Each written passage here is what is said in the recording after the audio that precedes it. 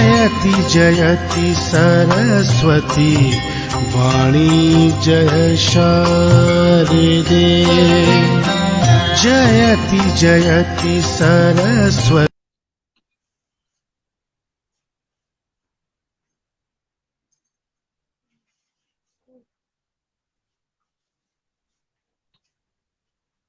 जयति जयति सरस्वती वाणी जय शारदे। जयति जयति सरस्वती वाणी जय शारदे। अज्ञानता से माँ मुझको अब, अज्ञानता से माँ मुझको अब तार दे।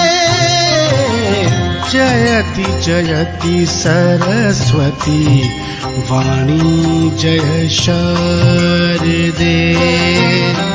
जयति जयति सरस्वती वाणी जय शारदे।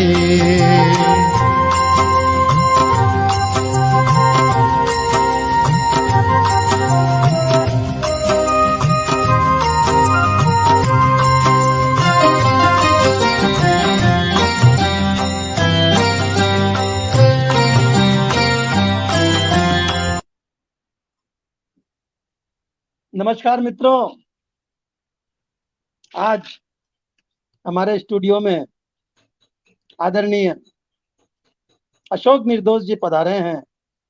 इन्हें हमें विशेष तौर से हमने आमंत्रित किया है। आज हम आप जो हैं स्थायी लोक अदालत के निवर्तमान न्यायाधीश रह चुके हैं और इसी संदर्भ में हमने आपको आमंत्रित किया है कि आपसे हम जान सकें कि अदालत का क्या कारण है, क्यों, मतलब अदालत का अर्थ क्या है, अदालत के बारे में यानी सब कुछ हम इनसे जान सकें, उसकी प्रक्रिया के बारे में जान सकें। क्योंकि मनुष्य को जीवन में कभी न कभी अदालत से वास्ता पड़ता ही पड़ता है, और अगर वह उससे विज्ञ हो, जानता हो उसके बारे में, तो उससे परेशानी कम आती है, कठिनाई कम आती है, जबकि अनभिज्ञ को अधिक परेशानियां आती हैं। तो आदरणीय, मैं आपका स्वागत करता हूं इस स्टूडियो में और आपका आभार व्यक्त करता हूं कि आप यहां पधारे और हमारे दर्शकों को आपके लिए बहुत बहुत धन्यवाद मित्र। तो मित्रों, हम प्रारंभ करते हैं आज का साक्षात्कार। आदरणीय, स्थायी लोक अदालत क्या है, इसके बारे में कुछ हमारे दर्शकों को बताइए। बहुत अच्छा प्रश्न आपने किया है। दरअसल एक बड़ी अच्छी कहावत है कि तोड़कर तमाम कानूनों को अपनी मर्जी से, तोड़कर तमाम कानूनों को अपनी मर्जी से अजीब शख्स है राहत तलाश करता है। एक बात तो मुझे भी अजीब सी लगती है। गीता पे हाथ रखकर कसम खिलाई जाती है सच बोलने के लिए, मगर मित्र गीता पढ़ाई नहीं जाती सच को जानने के लिए। बहुत सुंदर, बहुत सुंदर। हिंदुस्तान की सभी अदालतें केवल और केवल भारत के संविधान पर निर्भर है, और हमारा संविधान जन जन की आशाओं और आकांक्षाओं का पवित्र दस्तावेज। स्थिति यह है, आमतौर पर आप समझिए कि किसी भी नागरिक को अपने संवैधानिक अधिकार बहुत आसानी से मिल जाए, ऐसा हमारा संविधान कहता है। किसी आर्थिक विषमता के कारण या किसी अन्य अक्षमता के कारण अगर उसको समय से अपनी समस्या का निदान नहीं हो पा रहा है, अदालतों में बजाय निर्देश और आदेश के तारीख पे तारीख, तारीख पे तारीख, तारीख पे तारीख मिलती जा रही है। लंबित मुकदमों का निस्तारण नहीं हो पा रहा है, लंबित मुकदमों की संख्या बढ़ती जा रही है। तो ऐसी स्थिति में आप ये समझिए कि मैं आपको एक बात बताऊं कि हमारे भारतवर्ष में 100 लाख की आबादी पर मात्र 11 या 12 न्यायाधीश उपलब्ध है। हाँ 10 लाख की आबादी विडम्बना पर, जी हाँ, 10 लाख की आबादी पर 11-12 न्यायाधीश हैं, जबकि ब्रिटेन में 55 और अमेरिका में इतनी आबादी पर 130 न्यायाधीश हैं। क्या यानी हमारे यहाँ न्यायाधीशों पर अमेरिका की तुलना में 10 गुना कार्यभार अधिक है। नेचुरली विलंब होगा। आपने जो प्रश्न किया स्थायी लोक अदालत में, वहीं आ रहा हूं मित्र। ऐसी विषम परिस्थिति में जब लंबित मुकदमों की संख्या बढ़ती जा रही है, मुकदमे ज्यादा हैं, तुलनात्मक दृष्टिकोण से न्यायाधीशों की संख्या कम है, इसी का सामना करने के लिए स्थायी लोक अदालतों का गठन एक अभिनवी प्रयास है और ये हमारे देश में किया गया है। लोक अदालत दरअसल हमारे देश में विवादों के निपटारे का एक वैकल्पिक साधन है। अच्छा। मुकदमेबाजी से बचकर कोर्ट में, नो डाउट डिस्ट्रिक्ट कोर्ट में ये अदालतें हैं, लेकिन वैकल्पिक माध्यम है और इसे हम बोलचाल की भाषा में लोगों की अदालत भी कह देते हैं कि लोगों की अदालत है साहब। क्यों कह देते हैं? इसका गठन 1976 में हमारे संविधान में 42वां संविधान संशोधन हुआ और उस 42वें संविधान संशोधन के तहत अनुच्छेद 39 में शासन से अपेक्षा की गई है कि वो सुनिश्चित करें कि देश का कोई भी नागरिक आर्थिक या किसी अन्य अक्षमता के कारण न्याय से वंचित न रह जाए। इस हेतु स्थायी लोक अदालतों का गठन किया गया। तो सर, इस अदालत में जाने के लिए क्या एडवोकेट की या वकील की आवश्यकता होती है? जी नहीं, बिल्कुल नहीं। बिल्कुल नहीं, मतलब पार्टी स्वयं ही जा सकती है? वकील की जरूरत नहीं है। फीस कोई स्टाम्प नहीं लगता है, कोई फीस नहीं लगती है। आप एक सादे कागज के ऊपर अपनी शिकायत लिख करके वहां जमा कीजिए। उसमें आपको अपना आइडेंटिफिकेशन देना है, एड्रेस देना है और जिसके प्रति आपकी शिकायत है उसका नाम, एड्रेस, कॉन्टैक्ट वो देना है। इसके बाद ये स्थायी लोक अदालत उनको समन भेजती है, उनको कॉल करती है और आपका सिंपल पेपर पे, सादे पेपर पे लिखी गई शिकायत एक मुकदमे के रूप में, एक पिटीशन के रूप में स्वीकार कर ली जाती। वाह, ये तो बड़ी सहायतार्थ जो है, जन जन के सहायतार्थ के लिए बनाई गई है। निश्चित रूप से सर। तो सर, इसका संचालन कौन करता है फिर?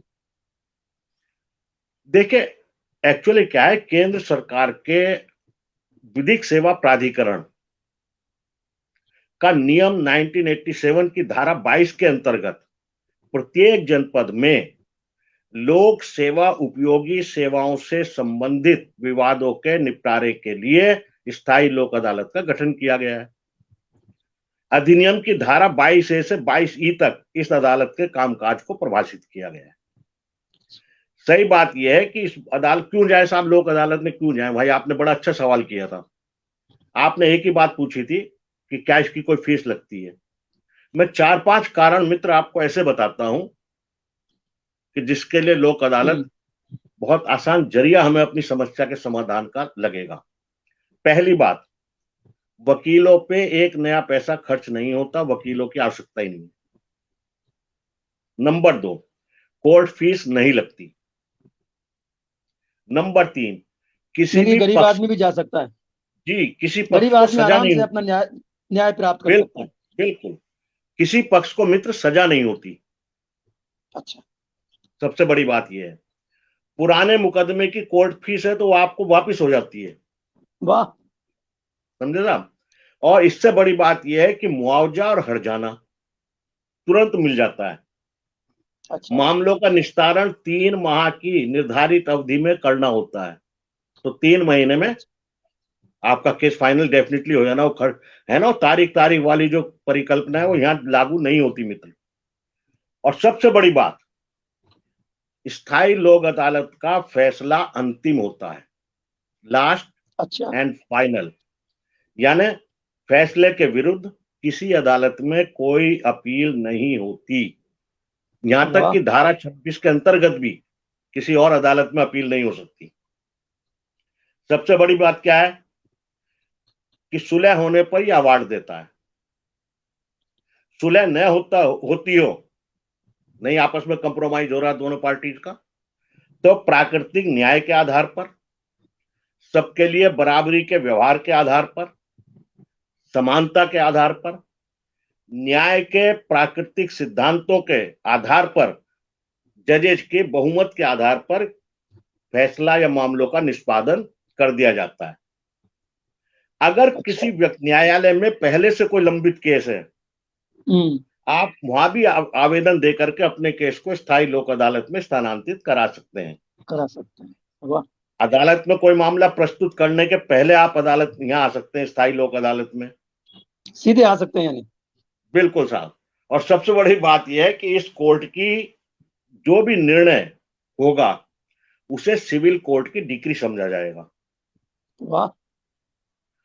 और इसे मैं किसी हाँ भी हाँ हाँ मूलवाद में, आवेदन में, निष्पादन में, उसकी कार्रवाइयों में इसको प्रश्नागत नहीं किया जा सकता। हाँ हाँ। अपने द्वारा किए गए निर्णय की पालना, उसके निष्पादन के लिए, एग्जीक्यूशन के लिए ये क्षेत्रीय अधिकारिता रखने वाले किसी भी न्यायालय को अपने निर्णय को भेज सकती है। और वो न्यायालय स्थायी लोक अदालत के निर्णय का निष्पादन, उसकी पालना ठीक उसी तरह से करेगा जैसे कि वो उस सिविल कोर्ट का निर्णय हो, हाँ हाँ। उसी ने डिक्री पारित की हो। मतलब they are compare to do it. इस अदालत में वाद में आपने अर्जी दे दी, बस इतना है कि इस वाद को लेकर फिर आप किसी नियमित न्यायालय में कार्रवाई नहीं कर सकते अगर आप यानी यहां आ गए। अंतिम रास्ता यही है। एग्जैक्टली, निश्चित। देखिए मैं एक बात बताऊं साहब, कोई भी विवाद हो, कोई भी मुकदमा हो, पार्टियां मुकदमा लड़ती हैं, अपनी क्षमता से ज्यादा व्यय करती हैं, वकीलों पर, स्टाम्प पेपर पर, आने जाने पर, ठहरने पर, खाने पर, 2-4 लोगों को जाएंगे उनका ट्रांसपोर्टेशन, उनका खिलाना। और जब उस मुकदमे का बहुत लंबे समय के बाद निस्तारण होता है, एक पार्टी जीतती है, दूसरी हारती है। जो जीतती है उसके घर में घी के दिए जलते हैं। हालांकि अगर वो ईमानदारी से देखे तो वो इतना अधिक व्यय, इतना अधिक श्रम, इतना अधिक समय दे चुका होता है कि वो जीत रह नहीं पाती। जीत नहीं रह पाती। और जो हारता है भाई साहब, उसके घर में मातम आ जाता है, मायूसी आ जाती है। लेकिन स्थायी लोक अदालत में ना तो किसी की जीत होती है, ना किसी की हार होती है। म्यूचुअल कंसेंट से, पारस्परिक रूप में उनका समझौता कराया जाता है। तो ऐसा नहीं है कि कोई बर्बाद हो गया साहब या किसी के यहाँ घी के दिए जाए, दोनों पार्टी संतुष्ट होती हैं। ये सबसे बड़ी बात है। वाह। सर जी हमारे साथ में कुछ लोग जुड़े हैं, मैं उनका स्वागत कर दूं। बिल्कुल, निश्चित निश्चित। कभी विनय शर्मा जी दीप हमारे साथ जुड़े हैं, आपका वाह, बहुत स्वागत बहुत है। स्वागत है। बहुत बहुत आपका आभार।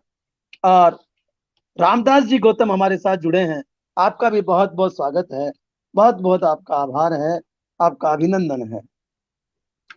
तो सर, जैसे कहा जाता है, आप कह रहे हैं कि इस अदालत में ज्यादा समय नहीं गंवाया जाता। वाकई में सही बात है कि जब समय निकल जाता है उसके बाद यदि एक फैसला आता भी है तो वो नहीं के बराबर होता है, आना नहीं आना बराबर होता है। ऐसा कहते जी। हैं कि दादा मुकदमा करता है और पोते को जाकर के न्याय मिलता है, तो वो न्याय हम्म। न्याय नहीं रह जाता। शायद बिल्कुल। उसी के मद्देनजर केंद्र सरकार ने यह अदालतों का गठन किया गया है। तो सर, क्या अलग अलग राज्यों में अलग अलग नियम हैं या नियम एक ही होते हैं? देखिए, ये केंद्रीय सरकार के द्वारा किया गया है। अच्छा अच्छा। राष्ट्रीय विधिक प्राधिकरण के अंतर्गत ये अदालतें स्थापित की गई हैं। सबके लिए नियम एक है। यहाँ पर जानना ये जरूरी है कि कौन कौन से केसेज, हाँ कौन कौन से विवाद स्थायी लोक अदालत में आ सकते हैं, हाँ सर, ये जानना ज्यादा जरूरी है। स्वागत है सर, एक्चुअली क्या है, बताइए। हाँ, इनको हम दो भागों में बांटते हैं मित्र। एक उपयोगी सेवाएं, जैसे? Utility utility services. अच्छा। जैसे आपकी नंबर एक पे है परिवहन सेवा। परिवहन चाहे वायु मार्ग से हो, सड़क मार्ग से हो, जल मार्ग से हो, चाहे वो यात्रियों के यातायात के लिए हो, ट्रैफिक के लिए हो, या माल के ट्रांसपोर्टेशन के लिए हो। इसमें यातायात सेवाएं भी हैं, माल का ट्रांसपोर्टेशन भी शामिल है, इसमें यात्रियों की सुविधा भी शामिल है। और एयरलाइंस या आपके जो पानी के जहाज हैं, या आपके रोड के जितने ट्रैफिक सिस्टम है, रोडवेज है, दूसरे साधन है, उन सब से संबंधित केसेस इस अदालत में लाए जा सकते हैं। हाँ। नंबर 2, विद्युत यानी प्रकाश व्यवस्था। हाईडिल से मेरा मतलब है, तो हाईडिल डिपार्टमेंट से रिलेटेड बिलिंग की समस्या है, या ट्रिपलिंग की समस्या है, या आपके कनेक्शन की समस्या है, वो सब केसेस इसमें आ सकते हैं। अच्छा। जल आपूर्ति है साहब, हम्म। वाटर सप्लाई सिस्टम शहरों में, महानगरों में होता है, उससे संबंधित आपकी कोई परेशानी है, आपकी कोई शिकायत है, वो इसके ज्यूरिसडिक्शन में। डाक तार यानी पोस्ट एंड टेलीग्राफ, टेलीफोन, इनसे संबंधित यानी सर्विसेज से संबंधित मामले ये अदालत देखती है। इसके अलावा नगर पालिका और महानगर पालिकाएं जो हमारी हैं, उनके पास एक दायित्व होता है सार्वजनिक स्वच्छता का, सफाई का, कूड़े निस्तारण का। उससे संबंधित अगर आपके कोई शिकायत है, चाहे वो नगर पालिका के प्रति है, टाउन एरिया के प्रति है, ग्राम पंचायत के प्रति है, या आपके नगर निगम के प्रति है, उससे संबंधित मामले यहाँ आते हैं सर। नेक्स्ट, ये तो हुई अब हमारी उपयोगी सेवाओं में है स्वास्थ्य सेवाएं।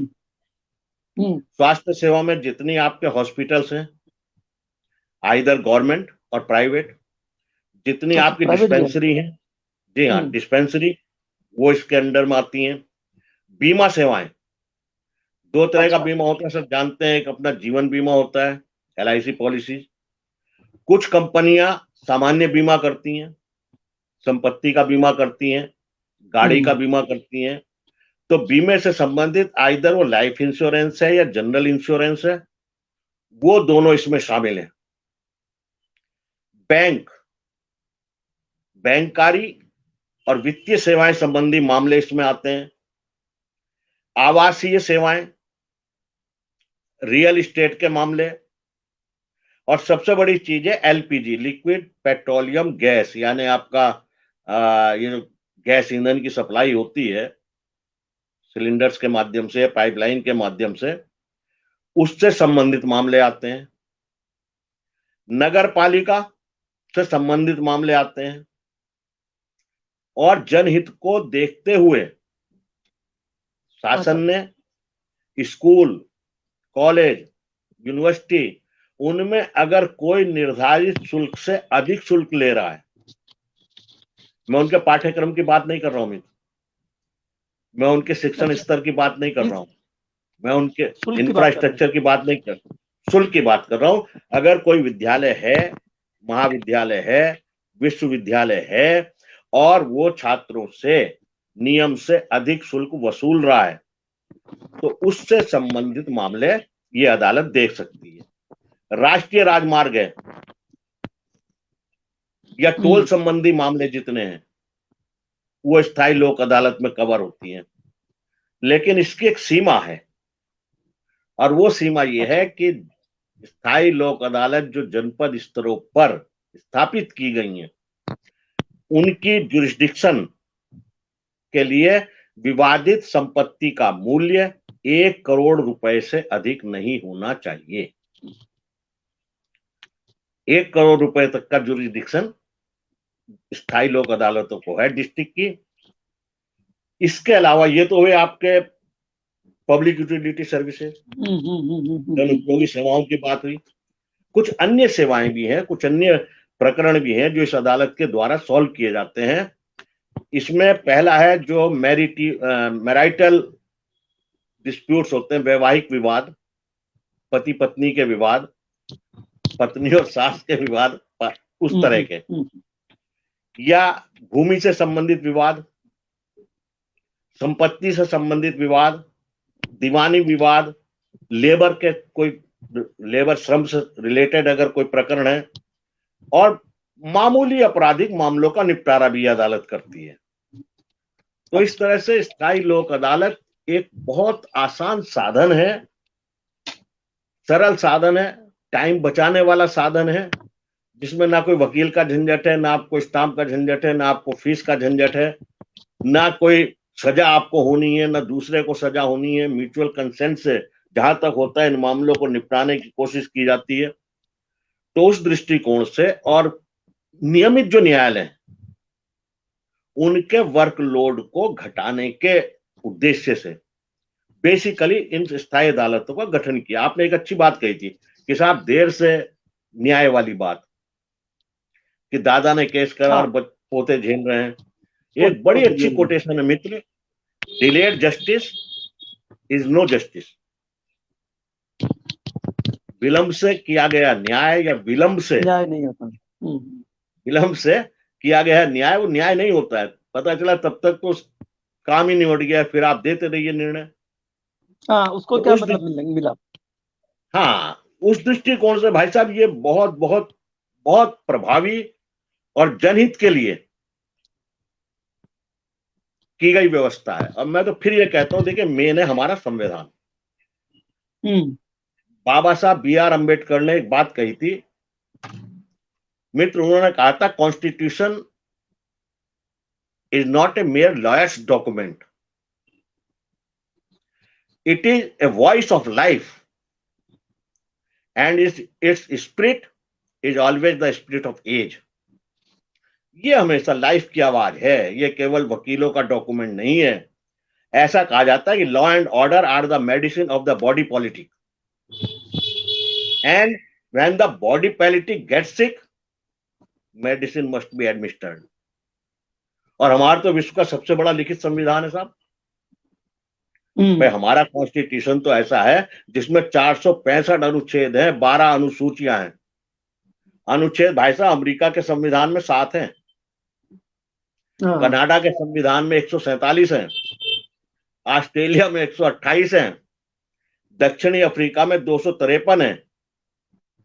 एक आरोप लगाते लोग, कहते हैं हमारा संविधान तो भानुमति का कुनबा है, कहीं से ईंट ली, कहीं से रोड़ा लिया और आपने खड़ा कर दिया। ऐसा नहीं है मित्र।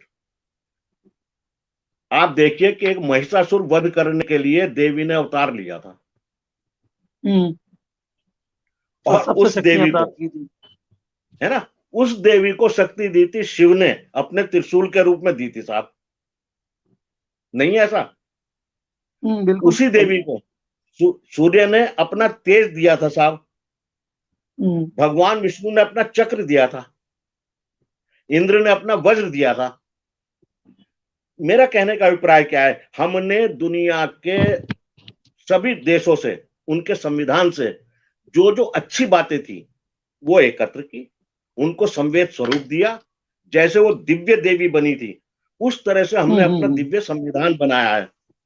सही बात ये भाई साहब कि ब्रिटेन से हमने संसदीय व्यवस्था ली है अपने संविधान में, पार्लियामेंट्री तरीका जो ब्रिटेन की देन है। अमेरिका के संविधान से हमने संघीय व्यवस्था ली है, फेडरल। और आप देखिए आयरलैंड से हमने लिए डायरेक्टिव प्रिंसिपल्स, नीति निर्देशक तत्व, ये उनके संविधान की बहुत बड़ी विशेषता थी।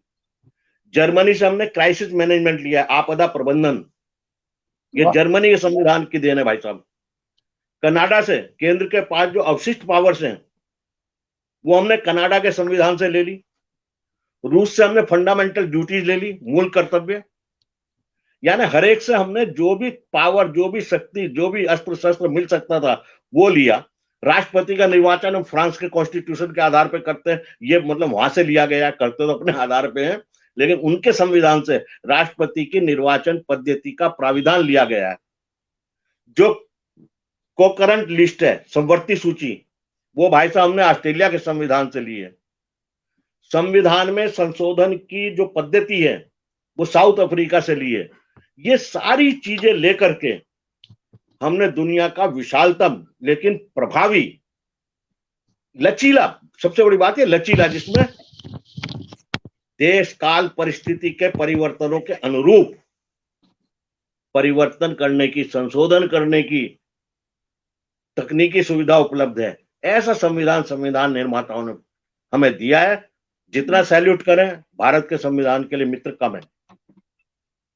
तो सर मैं अगला प्रश्न करूंगा आपसे, अगली बात जानूं उससे पहले मैं हमारे साथ जो और नए जो हैं श्रोता जुड़े हैं प्लीज, उनका स्वागत मेरा कर भी देता नमन हूं। पहुंचाइएगा उनको। हाँ, हमारे साथ में जय नारायण जी जुड़े हैं, आपका बहुत बहुत स्वागत है जय नारायण जी। गणेश प्रसाद जी गौतम प्रज्ञा हमारे साथ जुड़े हैं, आपका भी बहुत बहुत स्वागत है, बहुत बहुत आभार है। काका हाथरसी हमारे साथ जुड़े हैं, आपका बहुत बहुत स्वागत है काका। और कवि विनय शर्मा जी हमारे साथ बराबर जुड़े हुए हैं, उनका स्नेह मिल रहा है, उनका आशीर्वाद मिल रहा है, आपका बहुत बहुत स्वागत है सर। आप अपना जो स्नेह दे रहे हैं उससे हमें ऊर्जा प्राप्त हो रही है, और हम और नई शक्ति से, नई ऊर्जा से इस कार्यक्रम को पेश करेंगे। तो सर एक और मन में शंका है कि क्या लोक अदालत में गवाहों को भी ले जाना पड़ता है? आमतौर पर नहीं, आमतौर पर नहीं, लेकिन अच्छा। अगर कोई ऐसी परिस्थिति पैदा होती है कि एक्स का कहना है साहब तथ्य ये है, डिपार्टमेंट का कहना है साहब तथ्य ये है, तब नेचुरली डॉक्यूमेंट्री एविडेंस चाहिए। इसमें हमें, क्योंकि कोई फौजदारी का केस तो है नहीं, उसमें हमें गवाह नहीं चाहिए, लेकिन डॉक्यूमेंट एविडेंस आपको अपने पक्ष में प्रस्तुत करने ही होंगे जिनके आधार पर निर्णय हो सके। क्योंकि 50% केसेज में म्यूचुअल कंसेंट से, पारस्परिक समझौते से, पारस्परिक सहमति से समझौता रिजल्ट हो जाता है, लेकिन कुछ परसेंटेज ऐसी है जिस पर हमें लॉ का जो नेचुरल सिद्धांत है, प्राकृतिक नियम है, समता का सिद्धांत है, तब हमें डॉक्यूमेंट्री एविडेंस, डॉक्यूमेंट सारे वो देख करके उसके बाद निर्णय देना होता है। इसमें क्या होता है कि बेसिकली 2 सदस्य न्यायाधीश होते हैं। अच्छा, स्थायी लोक अदालत में 2 सदस्य न्यायाधीश होते हैं। ये सदस्य न्यायाधीश LLB किए तो हों, लेकिन प्रैक्टिस ना करते हो, प्रैक्टिस ना की हो, और अगर किसी प्रैक्टिस करने वाले वकील साहब का इसमें सिलेक्शन हो भी जाता है तो उनसे एफिडेविट लिया जाता है कि जब तक वो इस पद पर कार्यरत रहेंगे तब तक वो अपनी लॉ प्रैक्टिस नहीं करें, क्योंकि एक बार में आप वकील और जज दोनों नहीं हो सकते हैं, नहीं हो सकते। तो ये 2 लोग आमतौर पर समाज सेवी हों, शिक्षाविद हों, गवर्नमेंट से रिटायर्ड ऑफिसर्स हों, लॉ पर्सन हों, अच्छी स्वच्छ छवि वाले लोग हों, क्योंकि LIU की और जुडिशरी की सब तरह की इंक्वायरी के बाद ये सब कुछ फाइनल होता है। एक इसमें प्रधान न्यायाधीश होते हैं जो चेयरमैन होते हैं। अच्छा, ये चेयरमैन कम से कम ADJ, एडिशनल डिस्ट्रिक्ट जज रैंक के अवकाश प्राप्त अधिकारी होते हैं, आइदर ADJ हो या डिस्ट्रिक्ट जज हो, अवकाश प्राप्त। 3 का पैनल होता है। बाद में जब मान लीजिए म्यूचुअल कंप्रोमाइज से कोई बात नहीं बन रही है, दोनों पार्टी एग्री नहीं हो पा रही है, तब इस पर इन तीनों में जो बहुमत होता है उसके आधार पर फाइनल फैसला दिया जाता है। और इसमें बहुत सेंसिटिविटी रखनी होती है क्योंकि इसकी कोई अपील नहीं हो सकती, बहुत संवेदना के साथ। हाँ, इसका न्याय ये इसका तरीका है सर। तो सर इसमें फौजदारी केस भी जाते हैं? नहीं, फौजदारी नहीं जाते सर। जायदाद संपत्ति संबंधित आमतौर पे तो इसमें भाई साहब पब्लिक यूटिलिटी सर्विस से संबंधित केस आते हैं, हाई डील के, म्यूनिसिपैलिटी के, वाटर सप्लाई के, ट्रांसपोर्टेशन के, आमतौर पे तो ये आते हैं। बाकी कई बार फैमिली डिस्प्यूट के भी आ जाते हैं, वैवाहिक दंपत्ति के भी आ जाते हैं, जिसको मीडिएशन सेंटर के थ्रू सॉल्व किया जाता है। अब डॉक्टर साहब, आप बहुत बढ़िया ढंग से मेरे से वो बात निकाल पाने में बहुत बढ़िया ढंग से सफल हो रहे हैं जो मैं वास्तव में बताना चाहता हूं पब्लिक को, जिससे उन्हें वास्तव में फायदा पहुंचे। एक्चुअली क्या है मित्र, लिंकन ने एक बात कही थी। लिंकन ने कहा था डिस्करेज लिटिगेशन, मुकदमेबाजी को हतोत्साहित करो, discourage litigation, persuade your neighbours to compromise whenever you can. जब आपको मौका मिले अपने पड़ोसियों को समझाओ कि भाई समझौता करो, मुकदमे मत लड़ो, आओगे आखिर में समझौते पे ही, और अगर मुकदमा लड़ते रहे तो दोनों ही पार्टी नुकसान में रहेंगी, फायदे में नहीं रहेंगी। वो कहता है कि दे आर आवर फ्यूचर। क्यों? कि point out to them how the nominal winner is often a loser. उन्हें बताओ कि मुकदमे में जीतने वाला व्यक्ति भी अक्सर एक लूजर होता है, इन view of fees, in view of expenses, in view for wastage of time. मुकदमेबाजी में कुछ नहीं रखा। मेरे को तो एक सज्जन ने हालांकि मुझे जज होते हुए ये बात नहीं सुनानी चाहिए, पर मेरा मन कर रहा, मैंने कई 2 लाइनें साहब किसी ने सुनाई थी। चाहे जाके जंगल में धुनी रमाना, बेटों को नमक से रोटी खिलाना, अदालत में जाना मगर मेरे बेटे अदालत न जाना। अदालत मत जाना। हाँ, अदालत मत जाओ यार, आपस में बैठ के कंप्रोमाइज कर लो, थोड़ी सी फ्लेक्सिबिलिटी ले आओ, मत रिजिड हो। लचीलापन सब समस्याओं को हल कर देता है। थोड़ा सा आप सामने वाले को कंसीडर करो, थोड़ा वो कंसीडर करेगा, मिडवे निकल आएगा। एक चीफ जस्टिस हुए साहब वारेन ई बर्गर, उन्होंने कहा द एंटायर लीगल प्रोफेशन, और जो पूरे एंटायर लीगल प्रोफेशन की बात करते हैं तो कहते हैं इसमें लॉयर्स, जजेज, लॉ कॉलेज प्रोफेसर्स, पूरा हो गया ना ये लीगल प्रोफेशनल जितने हैं, वो कहते हैं have become so mesmerised with the stimulation of court room contest. Court room में जो बहस होती है, जो विवाद होता है, जो दुनिया भर का बवाल होता है, उसको देख करके उतने मेस्मराइज्ड है that we tend to forget that we shall be heels of conflicts. तब हमें लगता है कि यार हम इस संघर्ष को हील कर सकते थे, हमें यहाँ नहीं आना चाहिए था, नहीं आना चाहिए। ऐसा नहीं। मैं समझता हूँ भाई, फॉर सम डिस्प्यूट्स, कुछ विवाद ऐसे हैं जिनमें trials will be the only medium, the only way, only means. कुछ मामले हैं जहां ट्रायल के मुकदमे के अलावा और कोई उपाय है नहीं, रास्ता भी नहीं है। But for many claims our system, खास करके judicial system, is too costly, too painful, too destructive for a truly civilised people. बहुत महंगा है भाई साहब, बहुत कष्टदायक है। इतना जहां तक हो सके बजाय मुकदमेबाजी में पड़ने के, अच्छा यह है कि आपसी समझौते से निपटाओ, पंचायत में समझाओ, स्थायी लोक अदालत में आओ, अपने आप भी शांति से रहो, पड़ोसियों को भी शांति से रहने दो। तो सर मेरा प्रश्न वही है कि क्या जमीन जायदाद के केस भी लोक अदालत में जा सकते हैं क्या? जा सकते जमीन हैं, जायदाद लेकिन का झगड़ा, हाँ बिल्कुल जा सकते हैं सर, क्योंकि सिविल में मुकदमों की भरमार है और जमीन जायदाद, मैंने कहा ना, सीमा वही है कि 1 करोड़ से ज्यादा की संपत्ति ना हो। अच्छा, दीवानी वाद भी आ सकते हैं, कोर्ट में जाने से पहले आ सकते हैं, और अगर कोर्ट में चले भी गए तो आप उस कोर्ट से रिक्वेस्ट कर सकते हैं साहब मेरे इस केस को दोनों, लेकिन इसमें दोनों पार्टी की कंसेंट होना मस्ट है। अगर दोनों पक्ष की सहमति है तो कोर्ट उनके केस को उनके आवेदन के आधार पर स्थायी लोक अदालत में स्थानांतरित कर, ऐसे में उनको पिछली कोर्ट फीस भी वापस मिल जाती है सर, जो उन्होंने उस कोर्ट में जमा की है। जी हाँ, ये बड़ा मतलब बहुत ही अच्छे कंसेप्ट है। इसमें एक और मैं बात पूछना चाहता था कि मान लीजिए मैंने किसी केस को अदालत से आपके लोक अदालत में ले आया और वहां फैसला नहीं हो पाया, तो वापस मैं अदालत में ले जा सकता हूँ? सिविल में नहीं ले जा सकता? वापस नहीं जाएंगे। वही फैसला होना है, वही फैसला फाइनल होना है। यही होगा, आइदर कंप्रोमाइज से या जज जैसे भी करेंगे फैसला, फिर भाई साहब यही होगा। और सबसे बड़ी बात वही है कि you can't appeal in any other court of the decision of this court. बस आप दूसरी अदालत से यहाँ आ तो सकते हैं, वन वे ट्रैफिक है बॉस। जा नहीं सकते हैं। हाँ, यस यस यस। फिर स्थायी लोक अदालत का जिम्मेदारी हो जाती है कि वो आपको संतुष्ट करे और आपको खुश करके भेजे। हाँ, हाँ, बस सर हमारे साथ में देखिए भावना मिश्रा जी जुड़ी हैं, जो कह रही हैं कि आपका बहुत बहुत आभार और बहुत महत्वपूर्ण जानकारियां आप जो है बता रहे हैं, इसके लिए मैं आपको बहुत बहुत साधुवाद। मास्टर रामजी लाल जी वर्मा हमारे साथ जुड़े हैं, वे भी इस कार्यक्रम को सराह रहे हैं, कह रहे हैं बहुत सुंदर कार्यक्रम चल रहा है।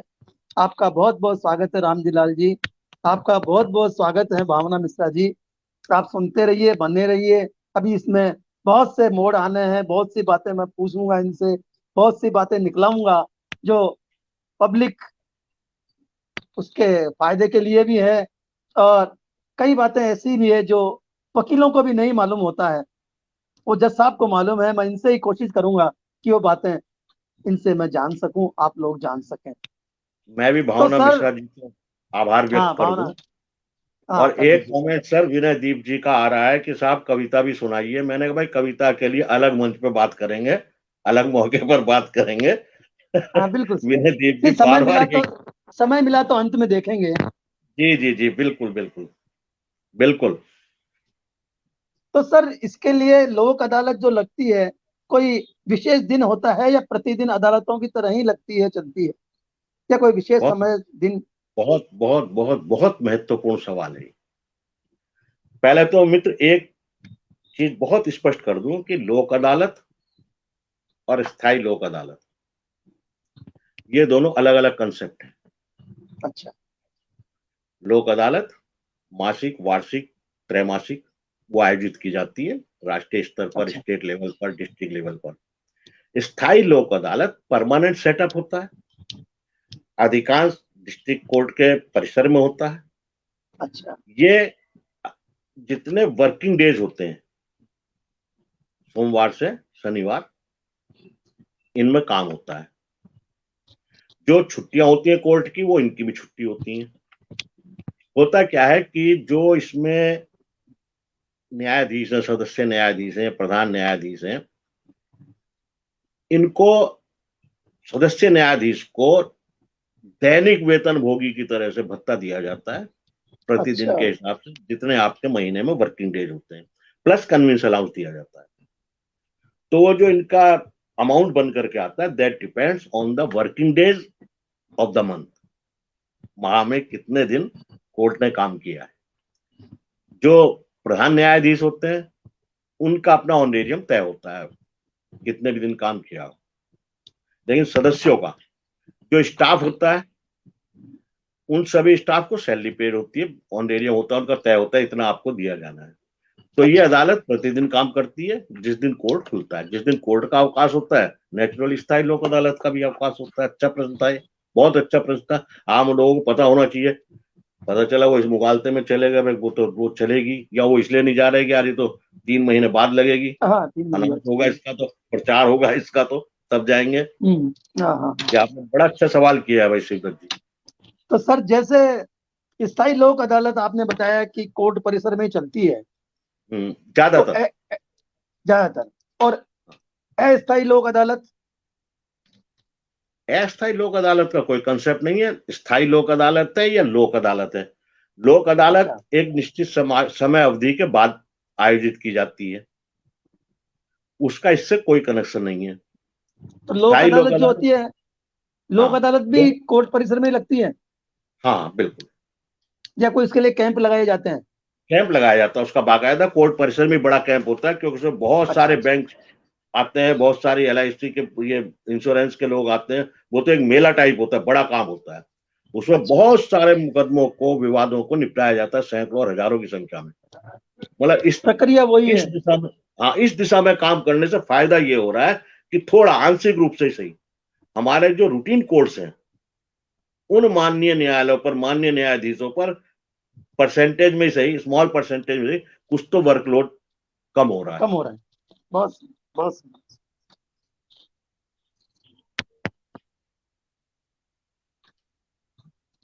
हम सीधे लोक अदालत में जा ही सकते हैं कि जी अदालत बिल्कुल। अलग अलग उसमें जा ही सकते हैं।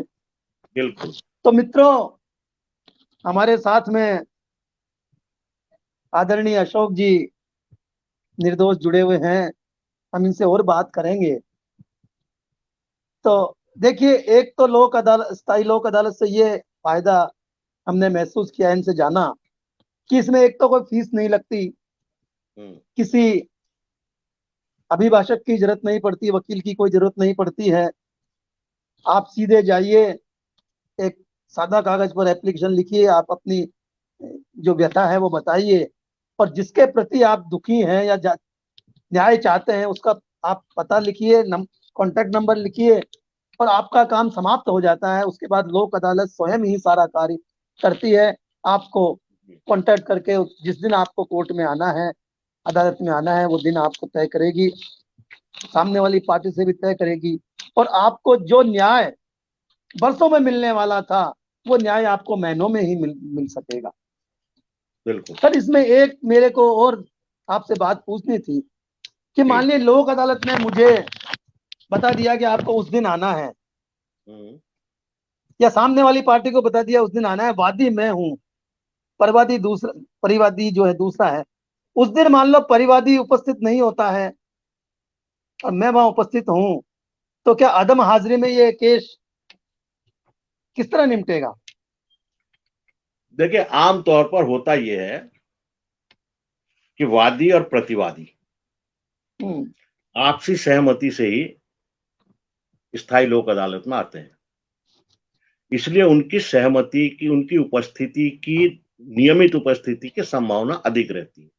लेकिन किसी अपरिहार्य परिस्थिति के कारण, स्वास्थ्य कारणों से, किसी अन्य कारण से मान लीजिए वादी या प्रतिवादी पक्ष नहीं आ पाया, तो ये अदालत ऐसी सख्त नहीं है जो अदम पैरवी में अच्छा। केस खारिज कर देगी। क्योंकि हमारा अच्छा। प्रयास क्या है भाई साहब, हराना जिताना नहीं है।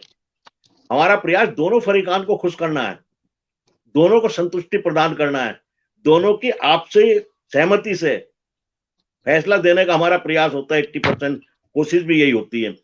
तो ये हमारे लिए बहुत माइनर चीज है। अरे अब नहीं आया, चल 15 दिन में दूसरी तारीख दे देंगे, उसमें आ जाएगा। इस बात को अच्छा। दूसरी पार्टी भी समझती है, वो भी प्रेशर नहीं डालते कि साहब अदम पैरवी में खारिज कर दो। ऐसा कोई मतलब यहाँ नहीं है। लिनियंसी है, शिथिलता है। प्रयास यह है कि म्यूचुअल कंसेंट से शांतिपूर्ण वातावरण में, सुखी वातावरण में दोनों फरीकान जब निर्णय लेके जाएं तो दोनों के घर में दिए जलें। ऐसा नहीं कि एक के घर में दिए दूसरे के घर में मायूसी। इसलिए ये तो अदालत इसी से मिलता जुलता एक प्रश्न है कि जी। मान लीजिए मेरा किसी कोर्ट से अदम हाजिरी में केस खारिज हो गया, तो वो केस क्या मैं आपकी अदालत में ला सकता हूं? Out of syllabus. मित्र, ईमानदारी की बात यह है मित्र कि हाँ। Basically I am a teacher.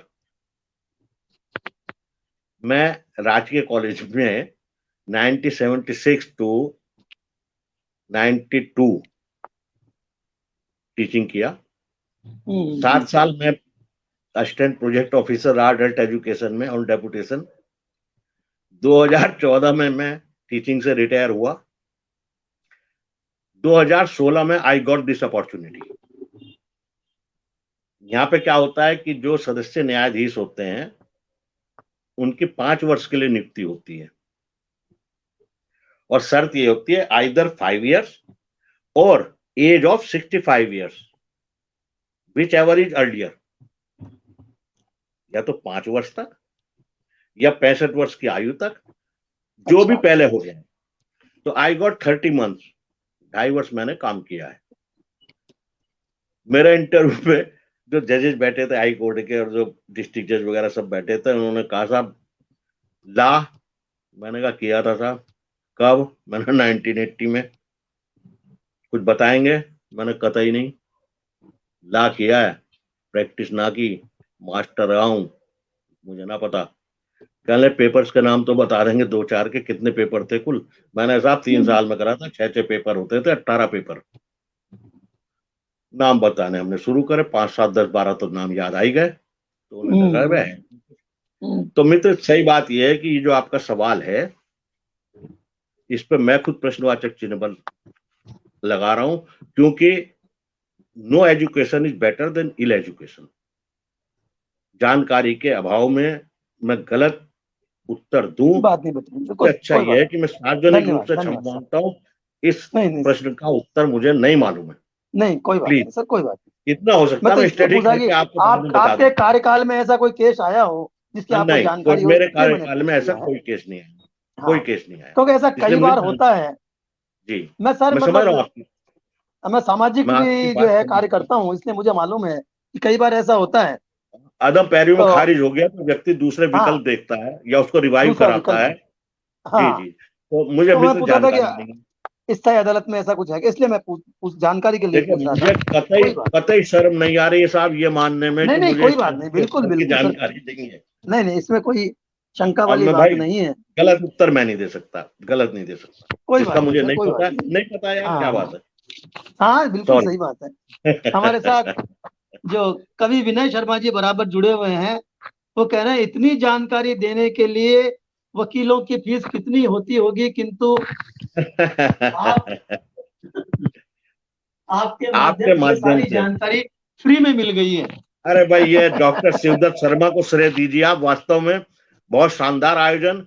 और मुझे तो इनको देख रहा हूं, मुझे रजत शर्मा याद आ रहे हैं आपकी अदालत के। मतलब बहुत सुंदर संचालन, बहुत सुंदर प्रश्नोत्तरी। I do appreciate sir. इन्होंने मुझे ऐसी धन्यवाद जगह सर। फंसा दिया लाके, मैं बचते बचते चल रहा थैंक था, आखिर में थैंक यू, वहां फंसा दिया जहां का मुझे वास्तव में रास्ता नहीं मालूम था। थैंक यू सर, ऐसी कोई बात नहीं थी। वो तो हाँ, बात उस में बात निकली है, एक प्रश्न मेरे नहीं, दिमाग ठीक है, में अच्छी घूम रहा बात था। है। तो जितनी जानकारी लोगों को मिल जाए उतना ही उनको लाभ होगा विधिक दृष्टिकोण से। व्यक्ति बहुत परेशान है भाई साहब, जो विवाद में बहुत फंसा है, जो परेशान है, मुकदमे में बहुत फंसा परेशान है, है सर, बहुत। उस आप समझ नहीं सकते हैं कि वो कल डेट है तो आज उसको रात भर नींद नहीं आती है। नहीं आई, बिल्कुल नहीं 4 आई। आदमियों को लेके जाता है, टाइम से पहले निकलता है, उनका खर्चा करता है, दिन भर भाई साहब कभी अदालत में पेड़ के नीचे बैठता है, कभी बेचारा बरामदे में बैठता है, हम देखते हैं, हमें तरस बिल्कुल आता है। खाना भी नहीं पता खाता, चला कि भूखा रहता है। आवाज लग रही है 2 बजे, व्यक्ति पहुंच गया 10 बजे, और व्यक्ति पहुंच गया 11:30 बजे, आवाज लग गई 10:30 बजे, तो वो टाइम से पहले पहुंचता है, थैंक यू। लास्ट में वहां से निकलता है, और इसके बाद भी तारीख पे तारीख। नील बटा नील, तारीख पे हाँ, तारीख, मतलब बिल्कुल वो सर। बड़ा कष्टदायक है भाई साहब, आपने बड़ा अच्छा आयोजन किया है। अब मैं सोचता हूँ अगर जितने लोग भी सुन रहे होंगे किसी को कुछ लाभ हो जाए तो क्रेडिट निश्चित बिल्कुल रूप से बिल्कुल आपका होगा है, सर, बिल्कुल और ये होगा। आपका बहुत हमारे सुंदर साथ जो प्रयास। जुड़े हुए हैं लोग, जो हमारे साथ जुड़े हैं, वो तो सुन ही रहे हैं। उसके हाँ अलावा भी ये कार्यक्रम यूट्यूब पर चल रहा है। हाँ, यूट्यूब पर बस बस चलता रहेगा, बराबर चलता रहेगा। ये कार्यक्रम अ- अमर कार्यक्रम हो गया है। जब तक यूट्यूब जी है, जब तक ये कार्यक्रम यूट्यूब पर जी प्रसारित होता ही जी, रहेगा। आपके लोग शानदार जानकारी के लिए कार्यक्रम के इसे। लिए, शानदार आयोजन के लिए मैं तो हृदय से साधुवाद देता हूँ उन सब लोगों की ओर से जो इसको सुन रहे हैं या सुनेंगे, और उन सब मित्रों को भी धन्यवाद देना चाहूंगा जो इस पर जुड़े हैं। भाई एक छोटी सी तो गजल कह ही दूं, विनय शर्मा जी की बात हाँ में टाल दी, मित्रों, एक बहुत छोटी मिनट। सी। मित, मित्रों, मैं आपको एक जानकारी और देना चाहता हूँ कि हमारे साथ जो व्यक्तित्व जुड़े हैं, वो वाकई में व्यक्तित्व भी हैं। आपने अपनी जो बात थी वो भी इन्होंने कह दी कि आप प्रोफेसर भी रह चुके हैं, आपने लॉ भी की है, आप स्थायी लोक अदालत में न्यायाधीश भी रह चुके हैं। लेकिन इसके साथ साथ मैं आपको इनकी एक और खासियत बता देता हूं कि आप साहित्यकार भी हैं, आप गीतकार भी हैं, गजलकार भी हैं। और हम इन्हें वैसे ही नहीं छोड़ेंगे। इनसे आज एक या दो गजल और गीत अवश्य सुनेंगे, तभी इन्हें यहाँ से विदा करेंगे। और फिर ये कार्यक्रम हमारा, इनके इस कार्यक्रम में जो ये गीत सुनाएंगे उससे मन भरने वाला नहीं है।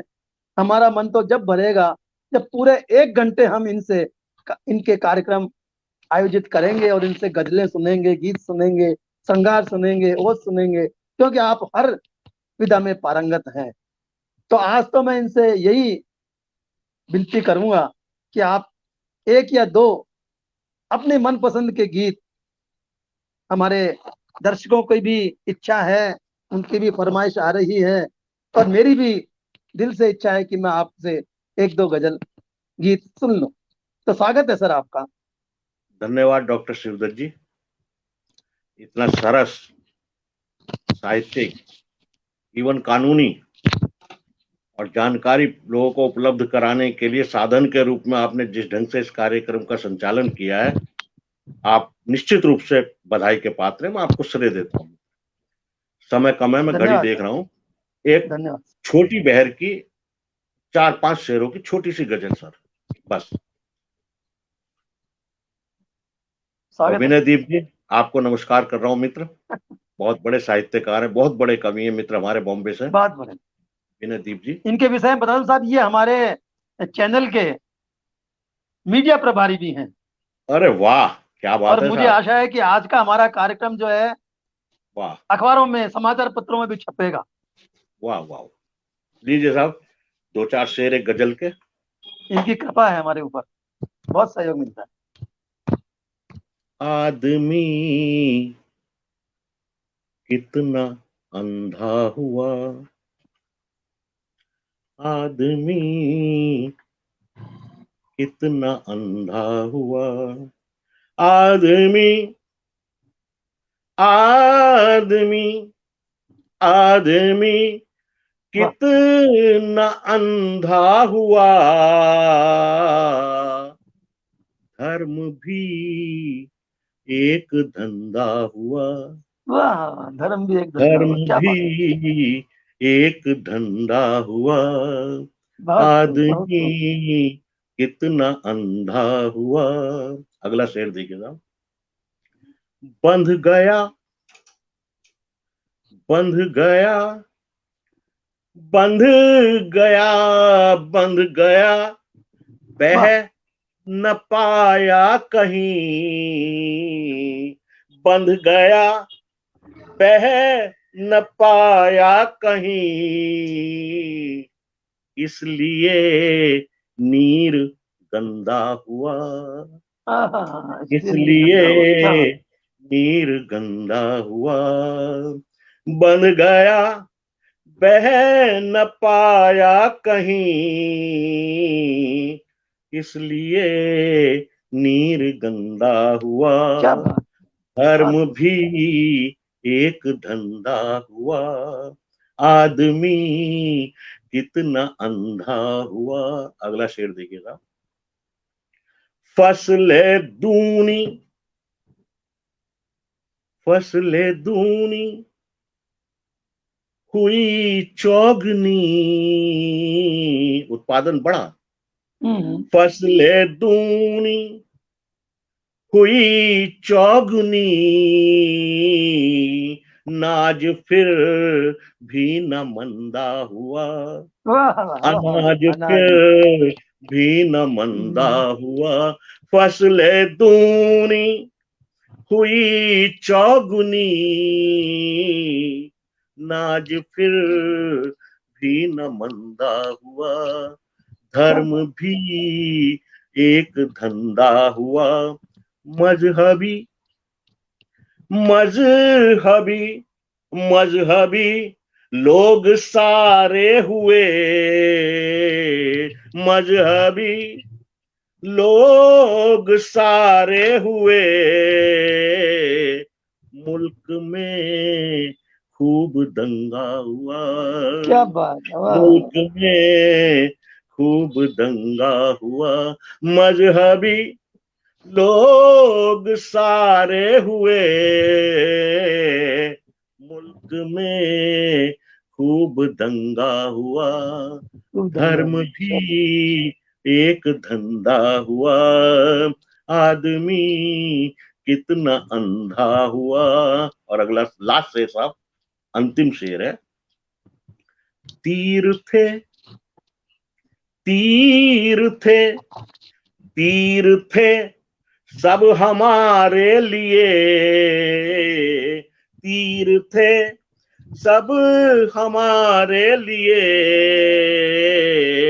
और हमारा ही कंधा हुआ, वाह क्या बात। और हमारा ही कंधा हुआ तीर थे, हमारे सब लिए। हमारे लिए तीर थे, सब हमारे लिए, और हमारा ही कंधा हुआ, धर्म क्या बात। भी एक धंधा हुआ, नाज फिर भी न मंदा हुआ, इसलिए नीर गंदा हुआ, मुल्क क्या बात। में खूब धंधा हुआ।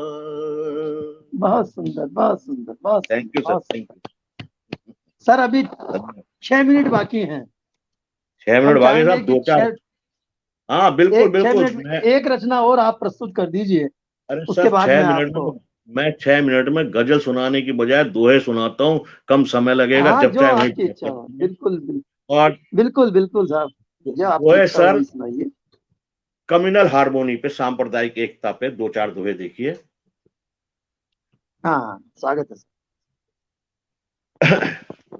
जाप जपे मुल्ला सभी, पंडे देवे अजान, जाप जपे मुल्ला सभी, पंडे देवे अजान, सचमुच ही हो जाएगा भारत मेरा महान। हाँ हाँ हाँ हाँ। तुम होली में रंग भरो, हम खुशियों से ईद, तुम होली में रंग भरो, हम खुशियों से ईद, सुर्ख खून है एक सा, रघु हो या फरीद, सुर्ख हाँ, खून है एक सा, रघु हो या फरीद, और तेरी टोपी सिर मेरे, तेरी टोपी सिर मेरे, पगड़ी तेरे शीश, मौला मुझे बचाएगा और तुझे जगदीश, हाँ हाँ हाँ हाँ। मौला मुझे बचाएगा और तुझे जगदीश। क्या बात, बहुत मैं सुंदर। मैं आबे जम जम चखूं, आबे जम जम, मैं हम्म। आबे जम जम चखूं, तुम गंगा का नीर, हाँ हाँ हाँ हाँ। आबे जम जम चखूं, तुम गंगा का नीर, तुम संतन पूजन करो और मैं मनाऊं पीर, ठीक, वाह। तुम संतन पूजन करो और मैं मनाऊं पीर, हम सारे रोजे धरें, मैं सारे रोजे धरूं,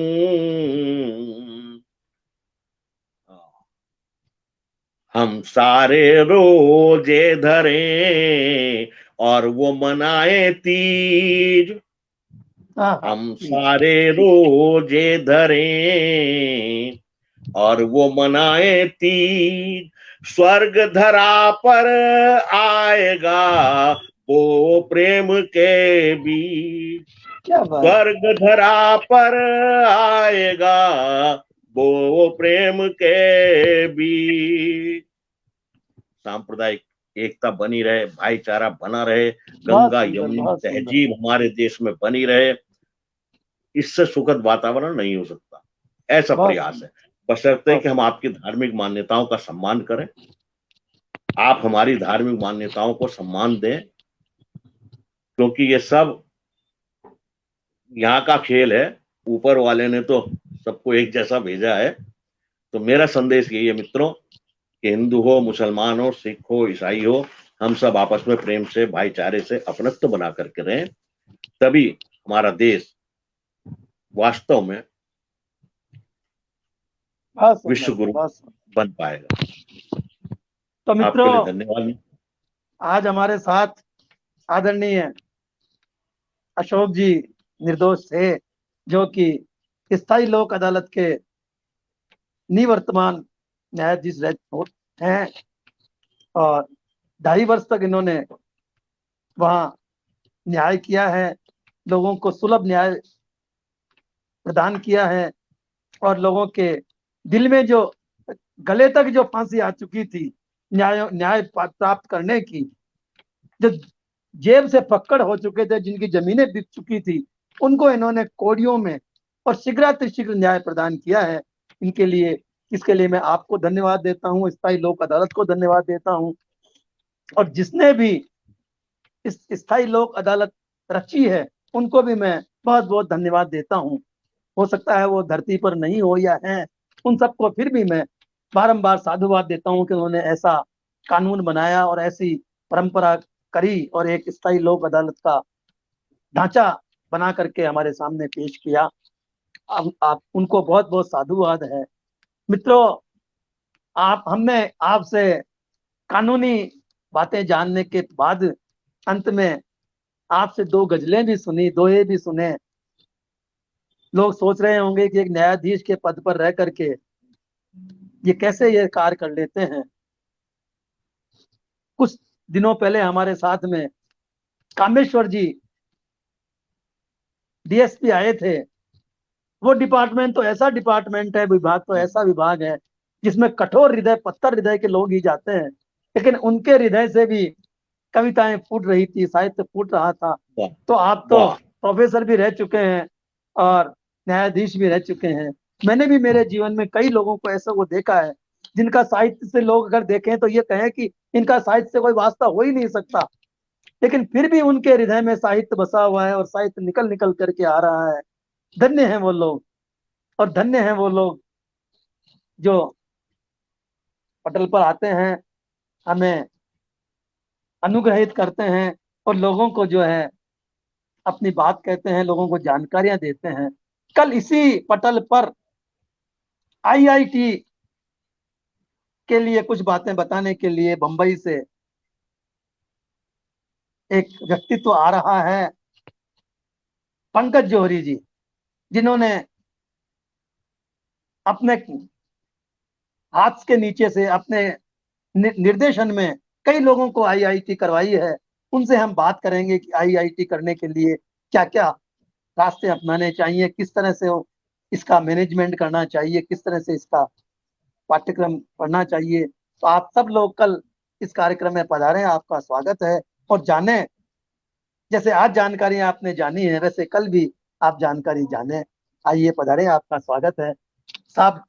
बहुत बहुत धन्यवाद आपका अशोक जी, बहुत बहुत धन्यवाद आपका आपके आभार। लिए, आप बधाई पटल आपको पर सुंदर पधारे। संचालन के लिए, नहीं श्रेष्ठ संचालन के लिए, भव्य संचालन के लिए आपको बधाई और आमंत्रित करने के लिए मित्र, मेरे हृदय के अंतरंग प्रकोष्ठ से मैं आभार व्यक्त करता हूँ। नमस्कार। धन्यवाद सर। आपको फिर एक रोज इस पटल पर आना है और जी अवश्य, पूरा एक अवश्य, घंटा पूरा एक बिल्कुल घंटा मैं आपका आपको आदेश है। सुनूंगा और हमारे दर्शक सुनेंगे। इसके लिए आपको समय निकालना पड़ेगा। मैं आपको आमंत्रित करता हूँ। आदरणीय, जब आप नमस्कार, आदेश देंगे मैं उपलब्ध हो जाऊंगा। नमस्कार, शुभ रात्रि, नमस्कार। विदा।